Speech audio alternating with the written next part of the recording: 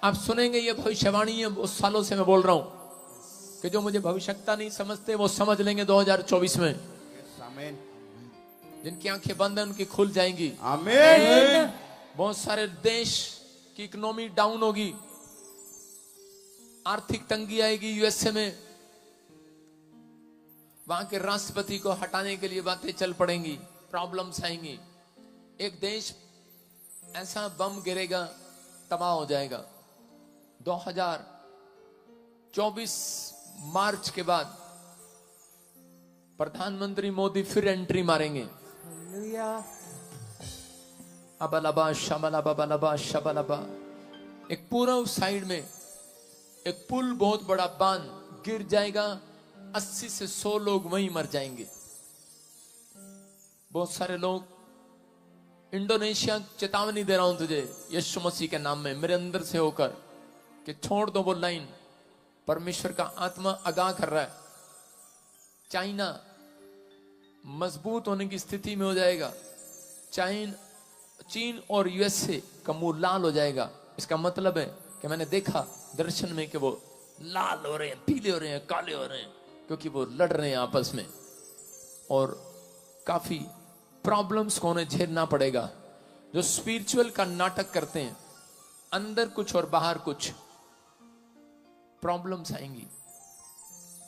मैं प्रार्थना कर रहा था, मैंने देखा अमिताभ बच्चन जी हॉस्पिटल में चले गए। मैंने पहले भी बोला था आपको 2022 में, फिर कह रहा हूं कुछ प्रॉब्लम आई है, आप दुआ करें, मैं इससे ज्यादा कुछ नहीं बोलूंगा। अबलबा शबलबा बलबा शबलबा। बेनहीन क्यों, पास्टर बेनहीन को आप जानते हैं, बुजुर्ग हो गए। मैं क्यों कह रहा हूं मुझे नहीं पता, लेकिन परमेश्वर उनके लिए भी दुआ करने के लिए बोल रहा है। मैं देख रहा हूं कुछ आने वाले समय में बहुत सारे आतंकी हमले यूरोप के ऊपर होंगे। इटली, जर्मनी, फ्रांस, ऐसे अलग अलग जगह पर कुछ प्रॉब्लम्स क्रिएट होना स्टार्ट होंगी। अबलबा शबलबा बलबा शबलबा। पवित्र आत्मा कह रहा है कि लेकिन जो लोग इस बात को अमल कर लेंगे कि मैं 2 टाइम सुबह प्रार्थना करके 2 टाइम बाइबल पढ़ के घर से निकलूंगा, परमेश्वर का आत्मा कह रहा, उनका एक भी बाल, सिर का बाल बांका नहीं होगा। याद रखना, गॉड आपका फेवर करेगा इन सब बातों में। मेरा परमेश्वर फेवर करेगा आपका यीशु मसीह के नाम में। ब्रिटेन का नया किंग बनाया जाएगा, हैरी होगा उसका नाम। कोई पॉप हटा दिया जाएगा पुराना। मैं फिर कह रहा हूं कि पवित्र आत्मा बात कर रहा है जिनके नाम ANRSGHPKL से, R से, ND से, D से। You all of you. आज के सुंदर समय में हम परमेश्वर की उस योजना को जो हम पर प्रकट किए उसके विषय में हम बात करना चाहते हैं।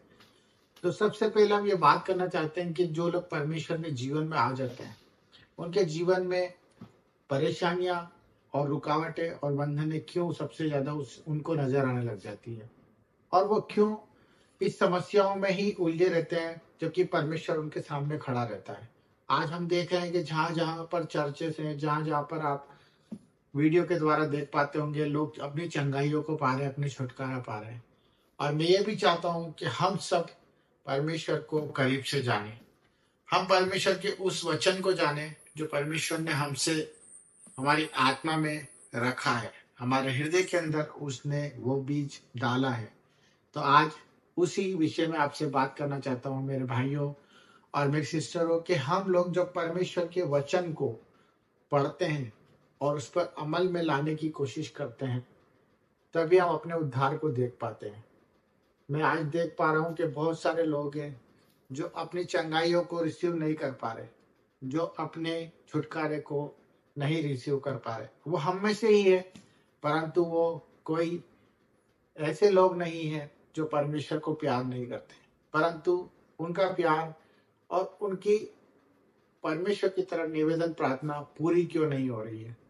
मैं इस विषय में आपको बताने जा रहा हूँ कि कौन से वचन उनके लिए वो काम करते हैं और वचन किस तरह से उनके जीवन में कारीगर होते हैं और किस तरह से वचन उनके जीवन में प्रकट होते हैं और वो उद्धार के मार्गों पर चल पड़ते हैं और वो दूसरों के लिए गवाही बनते हैं। तो मेरे भाई बहनों, आज के इस विषय को लेकर मैं आपसे चाहता हूं कि आप मुझे प्रोत्साहित करें और कोई गलती हो तो क्षमा करें और परमेश्वर के इस वचन के अनुसार मुझे समझाएं और मैं उस पर ध्यान लगाऊं। तो सबके लिए हम लोग प्रार्थना भी करते हैं और उन विषयों के लिए हमें परमेश्वर की ओर से जो हमारे भाइयों हमें रिक्वेस्ट भेजते हैं हम उस पर अपना परमेश्वर से प्यार प्रकट करने की कोशिश करते हैं। तो मैं इस बात के लिए आपको आज अवगत कराने वाला हूँ कि जिस तरह से हम परमेश्वर के जीवन में आ गए और चुन लिए गए, ये हमारी ओर से नहीं हुआ है। सबसे पहले हम इस चीज को जान ले कि जो परमेश्वर का वचन है कि मैंने तुझे चुना है, तूने मुझे नहीं चुना है। तो इस बात का हम ध्यान दें कि अपने जीवन का, अपने भविष्य का, अपनी चिंताओं का सबसे पहले हमें नकारा करना है और अपने भविष्य के बारे में, अपने कल के बारे में चिंता करना छोड़ देनी है। क्योंकि परमेश्वर का वचन यही कहता है कि हम कल की चिंता करेंगे तो हम परमेश्वर के खिलाफ होंगे। हमें कोई चिंता नहीं करनी क्योंकि हमने परमेश्वर को नहीं चुना, परमेश्वर ने हमको चुना है। तो मेरे भाई बहनों, सबसे पहले इस चीज पे गौर करने का हमारे लिए परमेश्वर ने ये वचन को प्रकट किया है।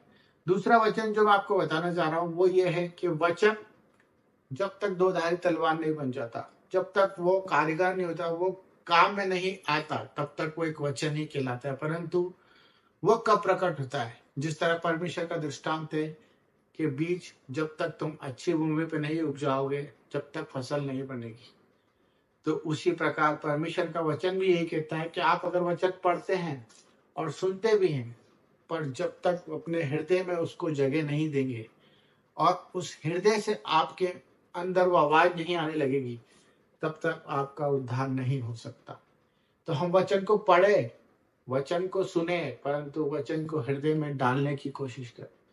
ये परमेश्वर का प्यार है। अगर आपने वचन को, बाइबल को, परमेश्वर के कहे नियम को अगर अपने हृदय में डालने की आदत डाल दी, तो मैं बता रहा हूँ आप दूसरों के लिए उद्धार के मार्ग बनेंगे, आप आशीषित हो जाएंगे। आपको किसी जगह जाने की, भटकने की जरूरत नहीं पड़ेगी। आपको अपने हृदय से ही वो जवाब मिल जाएगा जिस चीज के लिए आप भटक रहे हैं। आप रोगी होंगे, आप परेशान होंगे, आप कर्जे में होंगे, पर परमेश्वर का यह जो बात मैं आपको बताने जा रहा हूँ वो यही है कि परमेश्वर के वचनों को अपने हृदय में डाल लीजिए मेरे भाई बहन।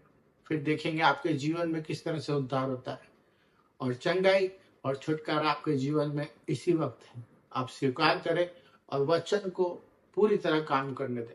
धन्यवाद सबको। जय मसीह की। हालेलुया।